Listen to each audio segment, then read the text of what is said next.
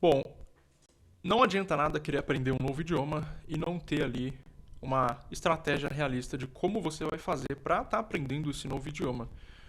Eu, como vocês já sabem, estudo vários idiomas ao mesmo tempo, porém de tempos em tempos eu gosto de refletir sobre as coisas que eu tenho feito, sobre o que vale a pena fazer, continuar fazendo, né? O que não faz mais sentido. E uma das coisas que eu entendi é que eu preciso me concentrar mais naquilo que, uma, está ligado diretamente ao meu trabalho, segundo, coisas que potencialmente vão me ajudar aí a alavancar ainda mais os meus negócios como professor e os produtos que eu tenho, enfim, etc. Basicamente, nessa perspectiva, eu começo a enxergar os idiomas. Eu já enxergava de uma forma como ferramentas, né? Eu nunca estou aprendendo idiomas de uma forma aleatória. É sempre como se fosse uma ferramenta de fato, tem uma finalidade ali por trás. E eu acabei tendo a seguinte ideia de organização, que é a que vocês estão vendo aqui na tela nesse instante, onde eu distribuí ao longo dos dias da semana, mais especificamente de segunda a sábado, como a gente pode observar aqui, esses 5 idiomas aí, pessoais, principais que eu tenho estudado aí nos últimos tempos. Basicamente, o que a gente precisa ter? Isso daí é eu mesmo fazendo uma autorreflexão e compartilhando com vocês para que caso vocês estejam aí confusos também sobre como que vocês vão administrar os seus estudos de vários idiomas ao mesmo tempo, tem algumas coisas que eu gostaria de compartilhar, talvez isso possa te ajudar. Basicamente, a gente precisa ter objetivos claros, né? Foi o que eu acabei de comentar. Porque eu tava estudando vários idiomas ao mesmo tempo, só que não tinha ali uma finalidade muito boa. No começo do ano, eu estava estudando indonésio, por exemplo. E o indonésio, eu comecei a estudar ele porque eu já tinha estudado esse idioma um pouquinho lá em 2017, quando eu comecei a ter contato de fato com pessoas de outros países. E naquela época fazia sentido eu estudar indonésio porque eu tinha amigos da Indonésia. Hoje em dia eu não tenho contato nenhum com pessoas da Indonésia, eu não consumo conteúdo da Indonésia, mas ainda assim eu não sei por que eu me senti ali talvez inclinado a querer aprender indonésio no começo do ano. E eu fiquei ali vagando nesse objetivo durante alguns meses ali, mas depois eu tava me sentindo um pouco vazio, sabe quando você tá fazendo alguma coisa, mas você não vê propósito naquilo? Basicamente é o que estava acontecendo com o indonésio, então eu meio que acabei deixando ele de lado. Então a gente cortou o indonésio ali e continuou com os outros idiomas que estava caminhando junto. Entre eles a gente tinha o árabe egípcio também, para ser mais específico. O árabe egípcio ele tem um papel um pouco mais íntimo, mais próximo, né? Porque teve uma boa época ali que eu frequentava aqui perto da região onde eu moro uma mesquita. Eu ia lá tal para conhecer um pouco sobre a religião islâmica, para conhecer pessoas de outros países também, obviamente. E, obviamente, quando você está indo numa mesquita, você vai ter ali contato com o idioma árabe. E na época ali eu fiz amizade com um rapaz do Egito, conheci ali um casal, né, na verdade, do Egito e tal. A gente criou uma certa amizade e eu, como sou interessado em aprender idiomas, culturas, etc., decidi aprender um pouquinho. Só que, novamente, a partir do momento ali que a gente meio que se distanciou, ou que a gente não teve mais tanto contato assim, foi perdendo cada vez mais a relevância do árabe na minha rotina, na minha vida. Foi perdendo o sentido ali, de certa forma. Isso não significa, na verdade, que eu abandonei por completo o árabe, porque é um idioma que eu gosto bastante, para ser sincero, principalmente o dialeto egípcio. Mas como não tem um propósito ali, algo mais próximo, mais íntimo de mim, eu simplesmente decidi deixar esse idioma de fora por enquanto. Por enquanto, tá na gaveta lá. Diferentemente do indonésio. O indonésio pode ser que eu volte para ele algum dia, mas é menos provável do que o árabe. O árabe egípcio ele é muito mais provável do que eu volto para ele daqui a alguns tempos. Quando voltar a fazer sentido para mim, eu quero voltar a trabalhar em cima desse idioma aí. Outro idioma também que eu tava carregando e eu carrego ainda comigo de certa forma, porém eu não tenho visto tanta utilidade, é o norueguês. Eu comecei a estudar o norueguês simplesmente por conta da série Vikings. Há alguns anos aí, uns 2 anos atrás, um amigo meu me apresentou a série Vikings e eu comecei a assistir lá tal, Ragnar, tal, não sei o que. E comecei a ficar interessado por cultura nórdica, os países da Escandinávia ali e tal, etc. E obviamente eu quis aprender o norueguês, mas eu não sabia que tinham pouquíssimos falantes aí de norueguês no mundo. Eu criei um afeto, um vínculo com o norueguês, porque ele é um idioma simples, ele é um idioma parecido com o inglês. Eu aprendi algumas coisas ali, eu fiquei estudando ele durante talvez aí uns 5 meses até. Eu acompanhava ali um rapaz, acho que é o Alex, da família nórdica, né? Que tem obviamente ele tem uma família que mora lá na Noruega e tal, não sei o quê. Então eu consumia conteúdo. Diferente dos outros dois aqui, onde aqui eu tinha um contato com uma pessoa que eu conhecia presencialmente e tal, mas perdeu. Aqui eu não tinha contato nenhum. No norueguês eu não conhecia ninguém, mas eu tinha ali um interesse ali em mídias e entretenimento. Só que tem uma coisa que me pegou. Eu também me distanciei do norueguês justamente por não ter com quem praticar e por enxergar pouca utilidade prática. Bom, vou aprender norueguês, mas a não ser que eu vá para a Noruega, eu não vou ter com quem falar esse idioma, não vou ter com quem praticar esse idioma. Então eu decidi, por enquanto, e eu digo isso com o coração apertado mesmo, porque é um idioma que eu peguei carinho ali, eu gosto do som do norueguês, eu acho fascinante ali a cultura escandinava, tal, etc. Mas, por enquanto, eu também coloquei na gaveta. Então, desde o início do ano, tava uma salada de fruta, tava uma bagunça completa a minha rotina de idiomas. A única coisa que eu conseguia estudar de forma consistente era o turco, obviamente por questão do meu trabalho, né? Eu dou aula de turco, tenho o projeto da Saga do Turco também, tal, etc. E o inglês, que é um idioma aí que também é meu segundo idioma, vamos dizer assim. O dia inteiro falando inglês, trabalho em inglês, relacionamento em inglês, conversa, aula, enfim. Então esses dois aí eu tenho contato com eles diariamente, não tem como não utilizar eles, não tem como não aprender eles, não tem como não estudar eles de forma prática e orgânica no dia a dia. São coisas tão úteis quanto o português na minha vida hoje em dia. Mas tem outras coisas que aconteceram. Depois que eu parei de estudar esses idiomas aqui, que eu tirei eles do caminho, eu tava ali estudando russo e italiano. Só que era aquele russo e italiano de forma aleatória, também não tinha um propósito muito claro. O russo, bom, ultimamente teve um surto aí, né, aqui no Brasil, de muitas pessoas interessadas em aprender o idioma russo. Isso daí é muito legal, muito positivo. Mas o meu objetivo para aprender russo não foi muito bem essa onda aí. Foi muito mais porque eu acho a escrita russa uma escrita muito, muito legal, muito, muito bonita. Os caracteres ali do cirílico ali, o alfabeto cirílico eu acho muito, muito fascinante. E eu quis aprender o russo justamente para me testar. Me testar, eu nunca tinha estudado nenhum idioma eslavo. E eu tinha ali interesse também em aprender o tcheco, que seria um idioma que eu gostaria de aprender.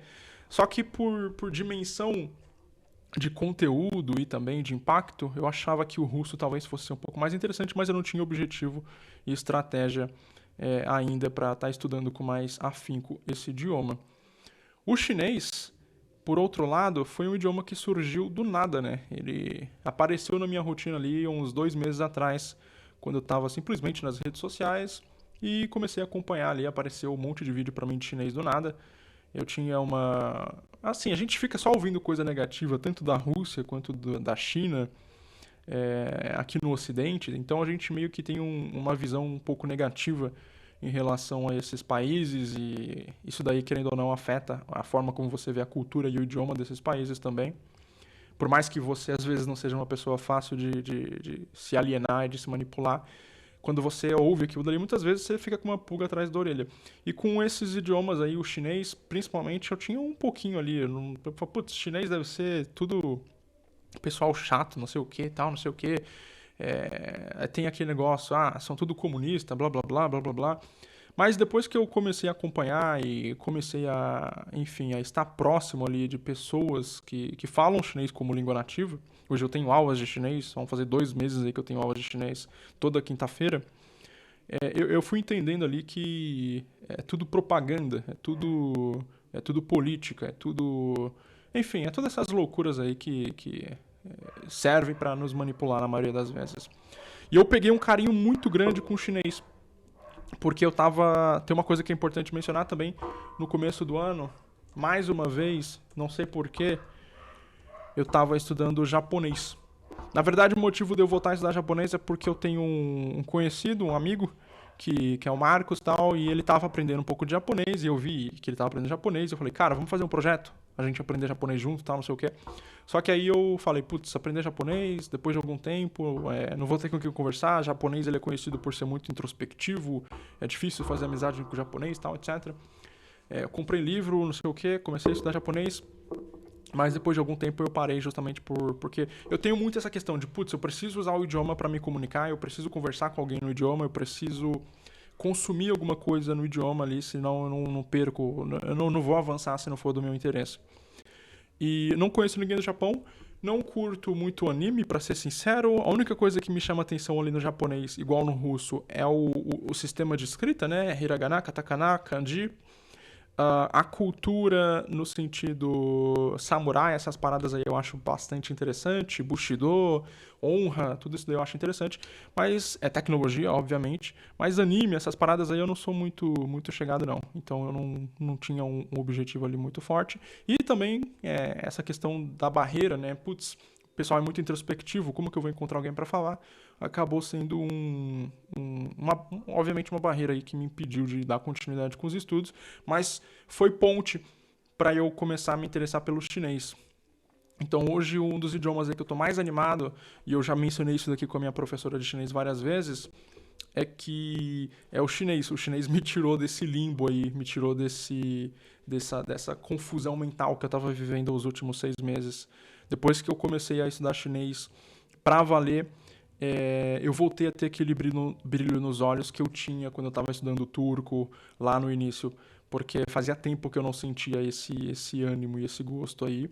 E obviamente aprender chinês vai ser uma coisa absurda, porque, pô, imagina, você falar chinês, cara, é uma coisa de outro planeta, em sentido de conquista pessoal mesmo.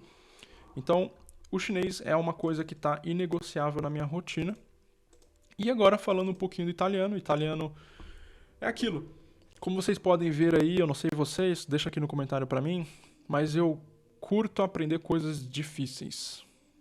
E não estou dizendo que o italiano não é difícil, mas, por exemplo, eu não falo espanhol. Por que eu não falo espanhol? É porque eu acho o espanhol feio? Não. Eu acho, na verdade, o espanhol um idioma muito belo, principalmente teve uma época ali que eu comecei a consumir bastante conteúdo da Colômbia, então eu acho muito legal a forma como eles falam, tal, etc. Só que tem um problema. O fato de ser um idioma que é muito semelhante ao português, e daí vai ter gente que vai falar que não tem nada a ver, tal, a gramática é mais complexa, blá blá blá. Tem gente que se você falar português ele não vai te entender, e se eles falar espanhol você também não vai entender e tal. Mas pra mim é muito próximo, parece muito próximo. E por ser muito próximo, isso daí já meio que me tira ali o tesão, a vontade de querer estudar o idioma. O italiano, ele vai um pouquinho por esse caminho, não tanto quanto o espanhol, porque o italiano eu acho que ele está um nível acima do espanhol, porque aí você já tem um pouco de distância, você tem algumas palavras que são diferentes, mas ainda assim é a mesma estrutura e de vez em quando... por exemplo, se eu pegar um podcast, alguma coisa para ouvir italiano, eu consigo entender perfeitamente, sei lá, pelo menos 80%, mesmo sem ter estudado nada de italiano, porque é muito semelhante. E às vezes isso tira o desafio ali de não estar entendendo e tentar se esforçar para entender. Diferentemente do chinês, do russo, até do turco no início, né? Onde eu não tinha referência nenhuma. Eu estava estudando aqueles idiomas e se eu ouvisse alguma coisa naqueles idiomas, eu teria que prestar 100% de atenção, porque eram idiomas completamente diferentes do meu idioma nativo, que é o português. Mas eu não largo do italiano porque eu gosto da sonoridade do italiano, é um idioma belo.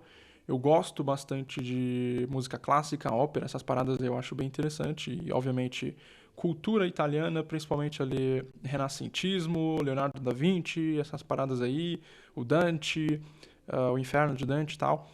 Incrível, baita obra, tal, essas paradas. Então o italiano ele acaba sendo um idioma que me prende muito culturalmente nesse sentido. E obviamente eu tenho interesse aí em conhecer a Itália algum dia. E obviamente trabalhar e talvez dar aulas nesse idioma, produzir alguma coisa em cima desse idioma aí. Mas vamos falar aqui sobre como que eu organizei, por que eu organizei dessa forma. Essa daqui tá a organização atual que eu vou começar a seguir a partir de amanhã. Basicamente aqui a gente tem segunda, terça, quarta, quinta, sexta e sábado. Eu deixei o russo aqui, vamos começar com o russo, menos intensidade porque, bom, ele é o que menos vai me trazer algum benefício, vamos dizer assim, no curto, médio prazo, talvez. Mas ainda assim eu quero ter um contato, então eu coloquei para estudar ele 2 vezes por semana, na quarta-feira e no sábado. Quando eu coloco o idioma no topo aqui, quer dizer que ele é o idioma principal do dia, que eu vou gastar o máximo do meu tempo possível naquele idioma. Então, vocês podem ver que eu estou dando muita ênfase aqui no russo em comparação ao inglês, porque eu já falo inglês. Na verdade, eu poderia até tirar o inglês aqui de algum desses dias, mas obviamente eu quero aperfeiçoar o meu inglês. Eu quero, por mais que eu já fale, eu quero ler mais em inglês, eu quero tá melhorando meu vocabulário ali e tal para ir para um nível acima. Conhecimento nunca é demais. Então, quarta e sábado, o russo lá no topo e inglês ali. O que sobrar de tempo eu vou fazer em inglês, principalmente leitura para estar ganhando vocabulário. Nos demais dias, segunda-feira com foco total em turco, seguido de italiano e chinês. Chinês ali e tal, já vai estar ganhando um destaque ali na segunda-feira também. Mesmo que seja um pouquinho, eu vou estar estudando alguma coisa. Na terça, o chinês já vem pro topo, aí a gente faz meio que uma escadinha aqui, não sei se vocês conseguem ver pelas cores. Ó. Turco estava aqui em cima e vem para baixo. Italiano estava aqui e vem para baixo. Quinta-feira, de novo, chinês no topo, porque quinta-feira é quando eu tenho aula de chinês, né? Então eu preciso estar concentrado ali para me desempenhar bem na aula, tal, etc. Embaixo, de novo, turco e lá embaixo, italiano. E por fim, na sexta-feira, temos turco, italiano e chinês. Aí a gente fecha a semana. Domingo eu deixei livre aqui, porque eu não quero comprometer a semana inteira e eu não quero ter alguma coisa fixa para fazer.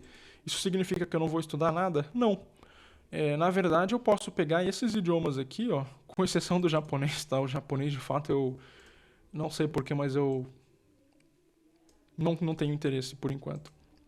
Mas, com exceção do japonês, esses idiomas aqui, talvez eu pudesse jogar aqui para fazer de forma livre, sem nenhuma pressão, no domingo.